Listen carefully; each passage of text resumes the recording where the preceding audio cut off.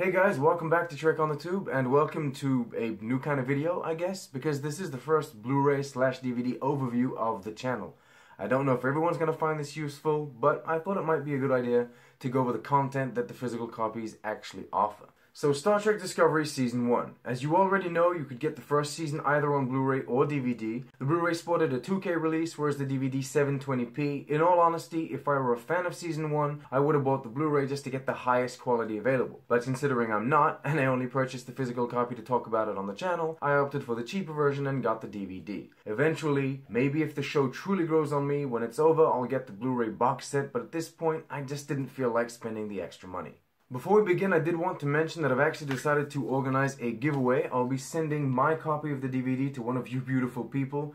If you want a chance to win, stay to the end of the video, because that's when I'll explain how it's gonna work. Okay, let's go. So the DVD is pretty standard. By that I mean, yeah, it feels cheap, but no cheaper than any other DVD does. It's a plastic case with room for 4 discs and a leaflet advertising CBS All Access. It also comes with a cardboard slipcase, which I will say does look nice. It's got this shiny matte effect to it, which makes the DVD look good when on display. My main complaint would be the lack of booklet. I know it's common not to have one nowadays, but listing the episodes and the bonus content on the inside of the cover just screams we don't give a shit. I mean, look at this. The words are covered up by the side of the case. It's actually kind of sad. I'm assuming there was a little more attention to detail with the Blu-ray and Steelbook Blu-ray copies. I'm hoping. But concerning the DVD, a booklet with just a few pages would have been greatly appreciated. Enough about the case, let's talk about the content itself. Inside there are 4 discs. There are 4 discs!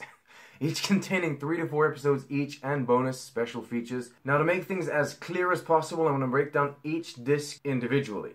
Disc 1.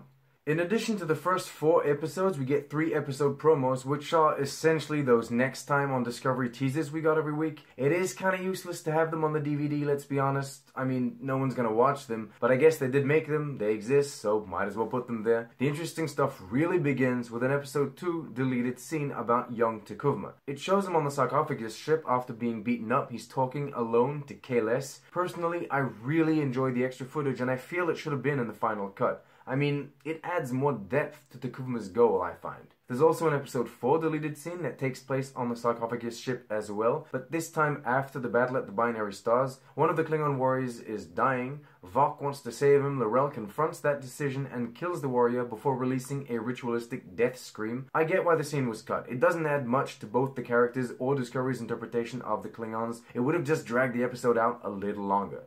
There is, however, one very noteworthy detail in that scene: this old-school bird of prey. Now, I don't know if they were intending on actually using the design, or if it was just a temporary thing, but it did pique my interest, that's for sure. Especially considering we're going to be seeing something pretty similar in Season 2. The first disc also offers a few Discovery trailers and 3 special features. Discovering Discovery, a 16-minute montage of interviews with cast and crew talking about their personal experiences, fears, expectations regarding their roles in front or behind the camera in Season 1. Alex Kurtzman, for example, talked about the legacy of Star Trek, and he also clarified that the war we see in Season 1 is indeed the skirmishes between the Federation and the Empire that were alluded to but never shown on screen. Frankly, the events of Season 1 didn't feel like skirmishes. It felt like a lot more, but I mean, that's how they officially fitted into canon. The sad thing is, once you make a prequel show and establish its events as canon, your prequel show can inherently never be wrong. It rather makes everything else that came after become wrong. So, what I mean is, it's not Discovery that did things too big,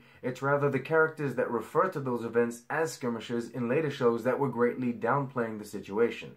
If you get what I mean. Anyway, Michelle Yeoh talks about filling the captain's chair. Harberts and Berg talk about casting Burnham. Sonequa Martin Green talks about the importance of being in Star Trek. Doug Jones shares his thoughts on being the first Kelpian in Star Trek lore, and Jason Isaacs goes over the political importance of a show like Discovery. It's all actually very interesting and even good fun until we get to the interview of Heather Caden. I mean, no disrespect, but she clearly has no comprehension of the Klingons or Star Trek in general. She tries to justify the changes made to the Klingons, not just physically, but who they are. She talks about how before Discovery, the Klingons were just two-dimensional bad guys and how they wanted to add depth to the race, and I mean, that's completely wrong. The Klingons evolved past being just bad guys in the 80s when The Next Generation came out, and ironically, the Klingons in Discovery are the most bad guy Klingons Star Trek has ever had, but what are you gonna do?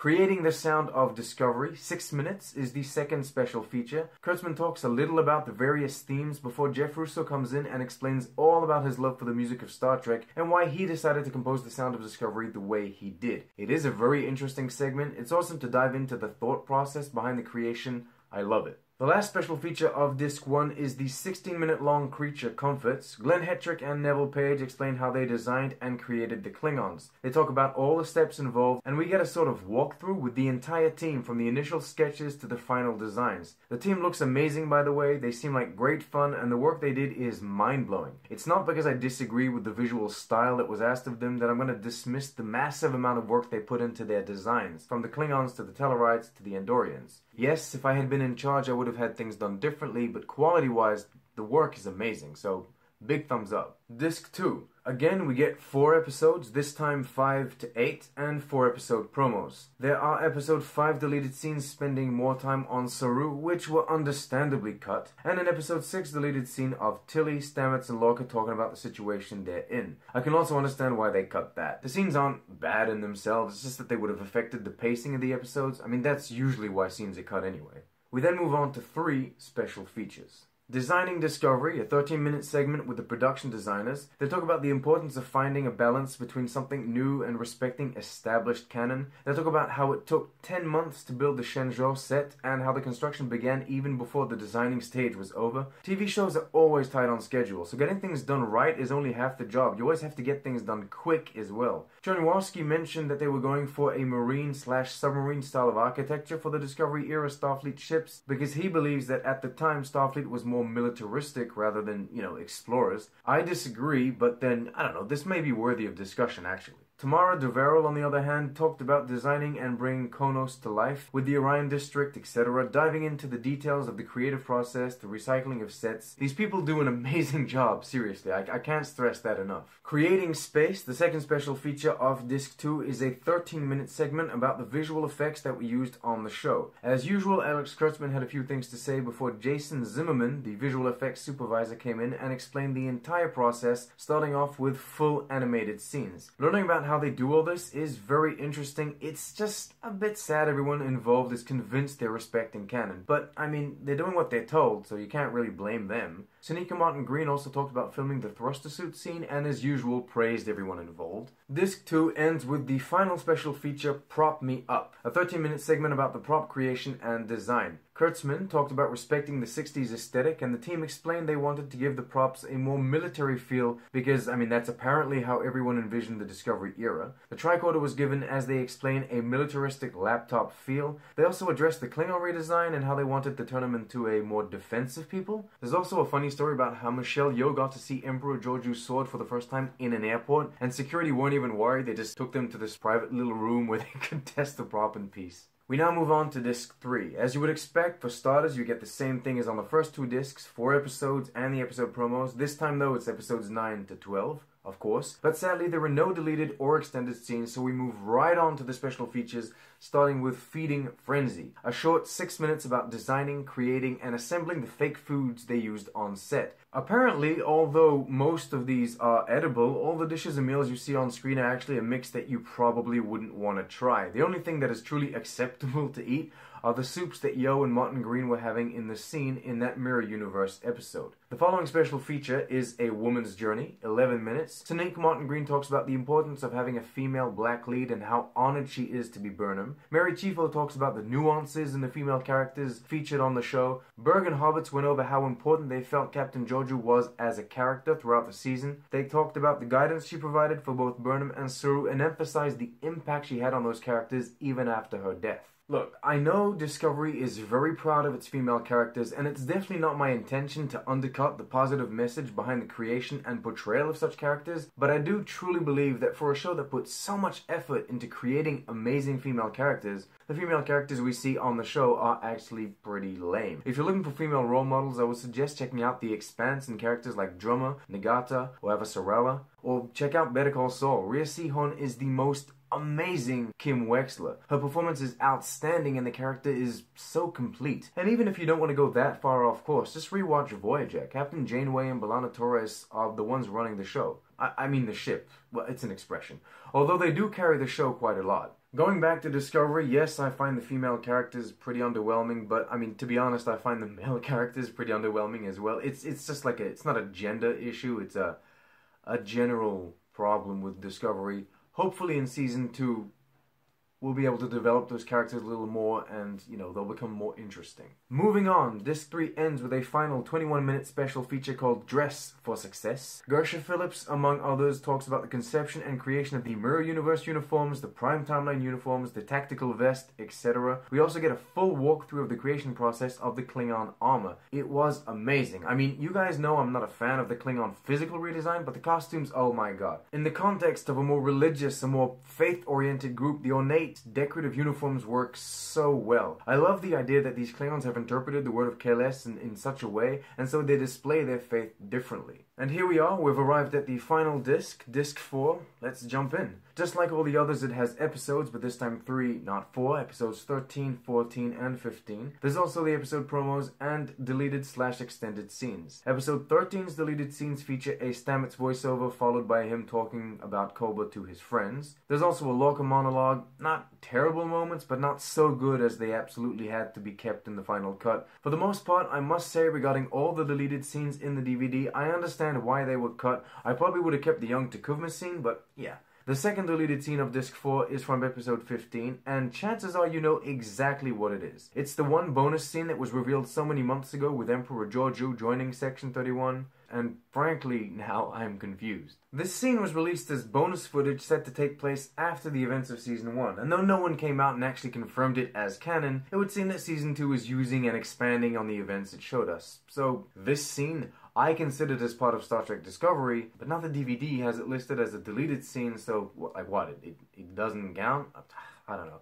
Anyway, there's also the Season 1 promo, which is just one of the trailers we got. And finally, the last special feature of all, Star Trek Discovery, The Voyage of Season 1. The thing lasts a good 40 minutes and brings together pretty much everyone you would expect to see here from cast and crew. Kurtzman recaps the season's production in a more general sense, whereas each actor usually spends time talking about their own character. Gretchen J. Berg and Aaron Hobbits make a final appearance. I gotta say, they weren't very present on the DVD, even if technically they were the showrunners during Season 1. I guess since Kurtzman is in charge now, it made more sense to feature him a little bit more. Also, probably less controversial. Okay, I guess that's it. The bonus features are great, the cast and crew are entertaining, they all seem like really good fun. Of course, I do get frustrated now and then because they're all absolutely convinced everything that was done on Discovery Season 1 respects Star Trek canon and it is brilliant and new, whereas objectively everything bends canon and frankly nothing is new. Everything in Season 1 has already been done on Star Trek before in some way or another, but you know, whatever. The word canon is thrown around so much in the bonus features by so many people that have just been told to say it and don't understand what it means. It's insane. Again though, I mean no disrespect to the teams involved because the effort that was put into the creation of every aspect of the show is frankly mind-blowing. It's just that statements like the communicator is such a canon prop that don't mean anything. A communicator can't be such a canon prop. It is canon or it isn't. Canon, you know, can't be measured. It's not a scale. Yeah, whatever. And that wraps it up. You now have a general idea of the content on the DVD. I hope this helps. Again, the Blu-ray copy has exactly the same bonus content. There's no exclusive stuff to one version, so whatever you purchase, you won't miss out on anything. And that's it for today. Of course, as promised, before I go, let me tell you how the giveaway is going to work. This is the Season 1 DVD that I have here, and this is what I'm giving away. Ye be warned, it has been opened and watched by me. Also, the cardboard slipcase arrived somewhat scratched, nothing major but worth mentioning. And most of all, it is a Region 1 DVD. I have no problem sending it to the other side of the Alpha Quadrant if I have to, but Region 1 DVDs can only be read by a device purchased in the US or Canada, so keep that in mind. I'll put a link to the DVD regions map in the description so you get what I'm talking about. Other than that, all you need to do to enter is be a subscriber on the channel, leave a comment in the comment section below with the hashtag giveaway, and I'll announce the winner in my Discovery Season 2 Episode 1 review that'll be coming out in, you know, maybe just over a week. That episode will officially be aired on the 17th. I can only watch it on the 18th, and then I always need a few more days on top of that to actually get my review out, so yeah, that'll be it. Okay, thank you very much for watching. Good luck. I really do hope you found this video interesting and helpful. Like, subscribe, comment, and as usual, live long and prosper.